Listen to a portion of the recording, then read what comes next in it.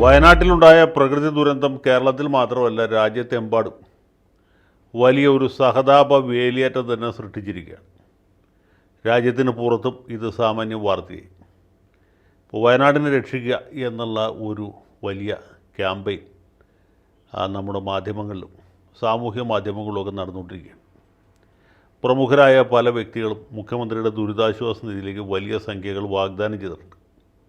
അതിൽ ഒന്നാമത്തെ ആൾ നമുക്കെല്ലാവർക്കും അറിയാവുന്ന പോലെ ലോക മഹാമുതലാളിയായിരിക്കുന്ന എം.എ. യൂസഫ് അലിയാണ്. അദ്ദേഹം 5 കോടി രൂപ പ്രഖ്യാപിച്ചു. അപ്പോൾ ഇനി ഒട്ടും മോശമാകാൻ പാടില്ലല്ലോ എന്ന് കരുതി രവിപിള്ള മുതലാളി 5 കോടി പ്രഖ്യാപിച്ചു.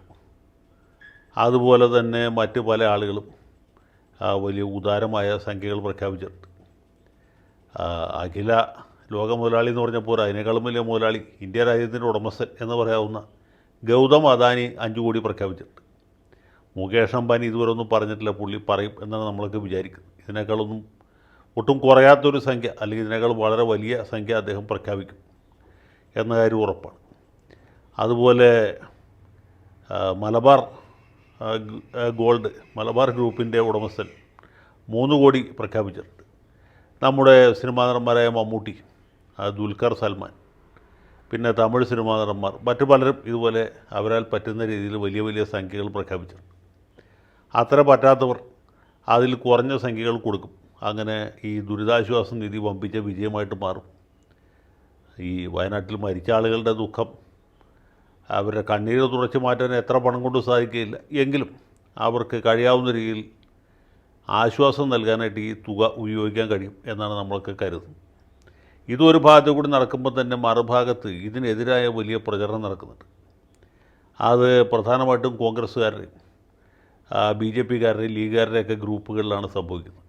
ഞാൻ തന്നെ അംഗമായിരിക്കുന്ന പല വാട്സപ്പ് ഗ്രൂപ്പുകളിലും ഈ മുഖ്യമന്ത്രിയുടെ ദുരിതാശ്വാസത്തിലേക്ക് പണം കൊടുക്കരുത് എന്ന രീതിയിലുള്ള ആഹ്വാനം പൊടി പിടിച്ച് നടക്കുന്നതായിട്ട് കാണപ്പെട്ടു.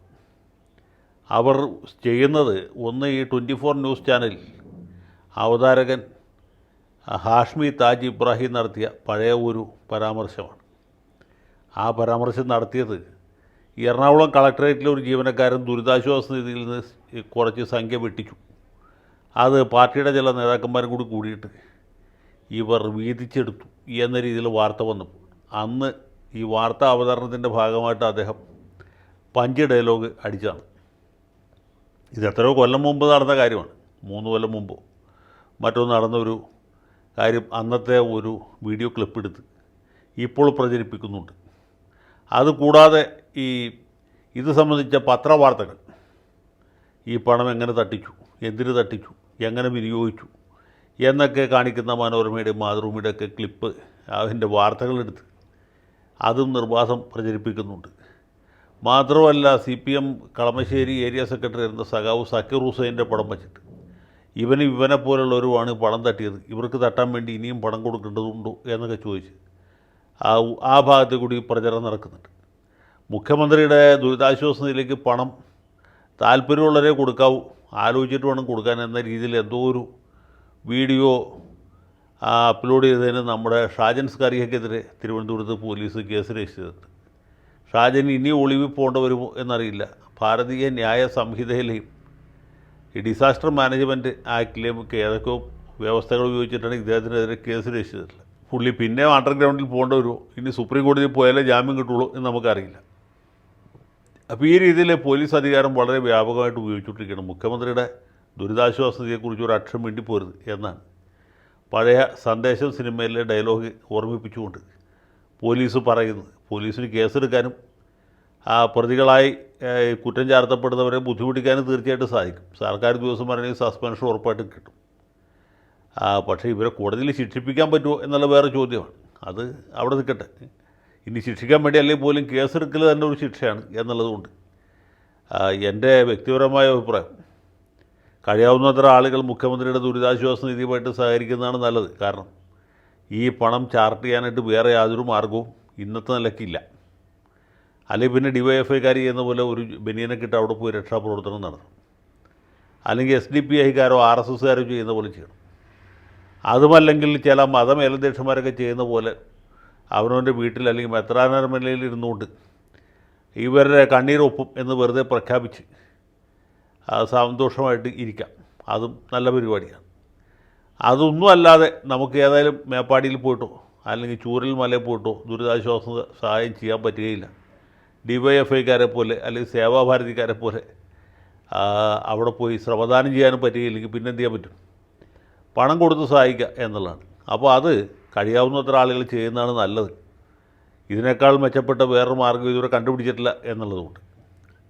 പിന്നെ എറണാകുളം കളക്ടറേറ്റിലെ ഒരു സാഹസികൻ പണം മോഷ്ടിച്ചു എന്ന് പറഞ്ഞാൽ അതൊരു ഒറ്റപ്പെട്ട സംഭവമായിട്ട് കണക്കാക്കേണ്ടതേ ഉള്ളൂ.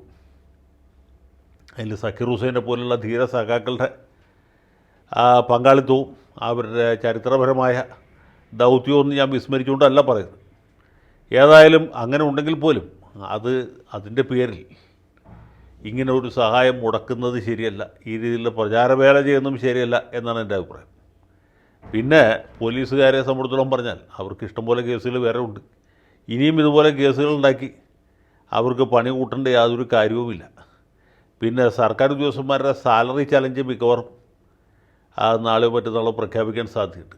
ഈ ജൂലൈ മാസത്തെ ശമ്പളത്തിൽ നിന്ന് തന്നെ പിടുത്തം തുടങ്ങാനാണ് സാധ്യത. KSRTCക്കാർക്ക് മാത്രം വേറൊരു സൗകര്യമുണ്ട്. അവർക്ക് വേണമെങ്കിൽ മെയ് മാസത്തിലെ ശമ്പളത്തിൽ നിന്ന് തൊട്ട് പിടിക്കാം. കാരണം മെയ് മാസത്തിലെ ശമ്പളം ഇതുവരെ കൊടുത്തിട്ടില്ല. അത് കഴിഞ്ഞിട്ടുണ്ടല്ലോ ജൂണിൽ കൊടുക്കാൻ, അത് കഴിഞ്ഞിട്ടുണ്ടല്ലോ ജൂലൈയിൽ കൊടുക്കാൻ. അതുകൊണ്ട് സർക്കാർ ജോലിക്കാരുടെ ജൂലൈ മാസത്തെ ശമ്പളത്തിൽ നിന്നും KSRTCക്കാരുടെ മെയ് മാസത്തെ ശമ്പളത്തിൽ നിന്നും പിടിക്കാനുള്ള ഉത്തരവ് നാളെ മറ്റന്നാൾ വരും എന്ന് വിചാരിക്കുന്നു. എല്ലാ സർക്കാർ ഉദ്യോഗസ്ഥ സഖാക്കളും നമ്മുടെ സർക്കാരാണ്, നമ്മുടെ സംസ്ഥാനമാണ്. ദുരിതം അനുഭവിക്കുന്നത് നമ്മുടെ സ്വന്തം സഹോദരന്മാരാണ്. അതുകൊണ്ട് മുണ്ട് മുറുക്കി കൊടുക്കണം.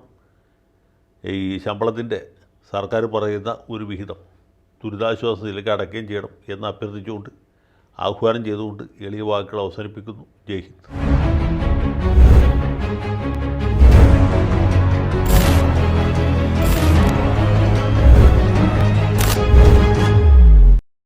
കൂടുതൽ വാർത്തകളും വിശേഷങ്ങളും നിങ്ങളിലേക്ക് എത്താൻ ABC മലയാളം സബ്സ്ക്രൈബ് ചെയ്യുക, ബെൽ ബട്ടണും അമർത്തുക.